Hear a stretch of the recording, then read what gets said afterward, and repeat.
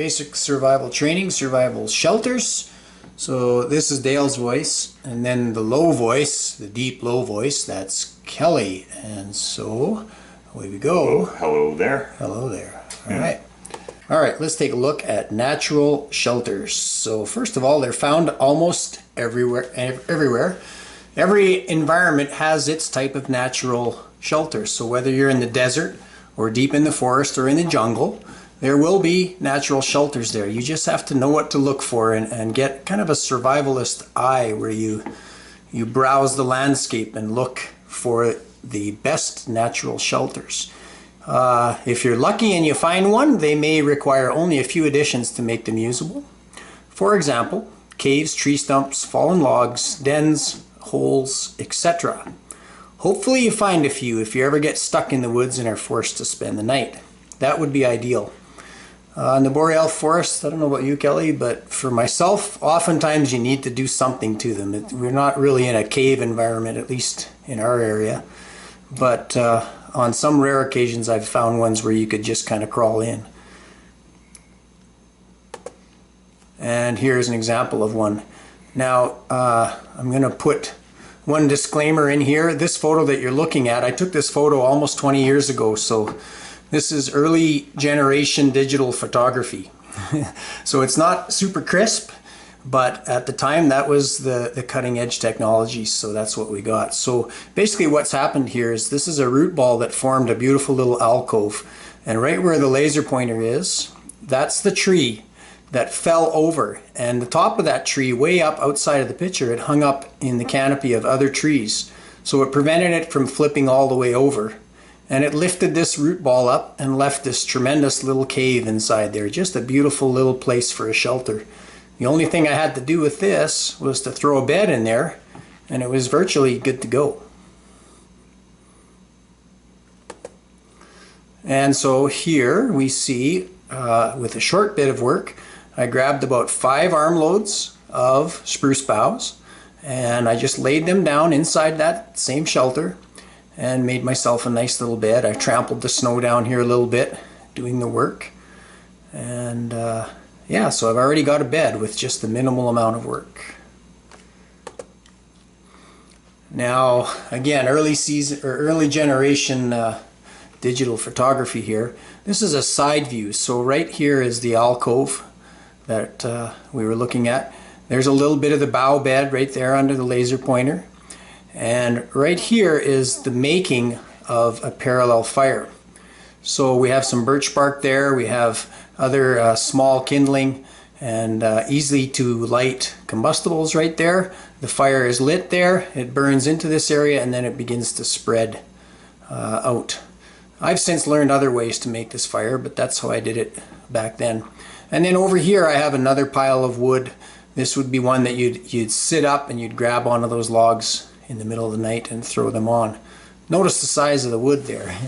How long do you think that's going to burn for, Kelly? Not very long. Not very long. No, it'd be a fast burn. Alright, so there's another view looking in, just over the wood pile at the whole shelter. Nice little shelter. I also piled extra wood out here. What you're seeing right now is a photo of the same shelter taken the next season, which was, at this time, it would have been about April, May. So spring. I left there confident that I had put that fire out. Well, I didn't visit that shelter for months until the spring, and I thought, I'm going to go by that shelter and have a look, and this was the scene I came upon. And it had indeed caught fire and slowly smoldered, and the entire inside, all the duffy, soft, flammable material underneath that root ball burnt right out completely, and it stopped right here because it was covered in snow. Thankfully, the thing went out, or I could have started a forest fire. Sometimes a shelter can be very simple. In a good snowstorm, that might be a good place to lay down. You can bet that that's where the deer go. You can bet that's where the coyotes go. You can bet that's where the animals would hide on a nasty winter day. So if you're thinking of finding a shelter location, sometimes it helps to think about where would the animals go on a day like this, and you may get a clue to some sort of shelter similar to this. Here we have another root ball shelter. It was made a spruce bough bed, And this is just boughs right on the ground. And then I had built a fire here. Now this photograph was taken the day after I spent the night in this shelter. The temperature got to 37 below Celsius, which is probably fairly close to 37 or 40 below Fahrenheit as well. So I walked out to an area I knew well. I walked out with a bow saw and a flint and steel and my wool clothing that I made from blankets in a thrift store. 37 below, I probably burned a pile of wood equal to the size of a pickup truck in about 8 hours. So yeah, it takes a lot of fire, a lot of big wood to be able to spend the night like that out in the woods.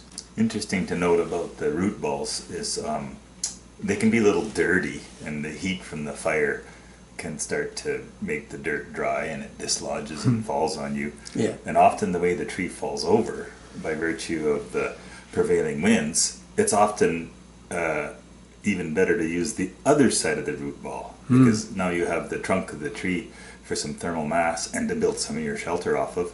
And of course your and it can be the back of your shelter, and then you can have your fire parallel to the wind, rather than using the other edge, rather than have, because often the way the tree falls, there's a bit of a hole, and it can so moisture can accumulate, so you tend to have to build your bed up fairly high. So yeah, often it can be a real advantage to be on the other side of the root ball. Counterintuitive, but the trunk's often in the way. But it still, you lop off a few branches, and it makes for a very serviceable shelter too.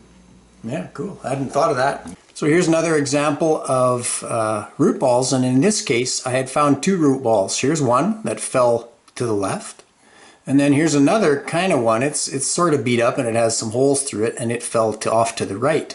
And the size of this wood, I bet you half an hour all that wood was gone. It was down to ashes. And so again, we were just trying to get a photo and set it up in respect to a double root ball. So anytime you can find walls or wall in your shelter, it's basically like building a house around yourself and consolidating that heat closer to your body. Another way to make a bed other than using spruce boughs is through cattails. I put a bumper log down here and then just laid the cattails on. Now the cattails are dry and they are flammable, and yes, that is a potential hazard. It's true. That's the hazards of sleeping beside big fires. The fire would then be laying out here.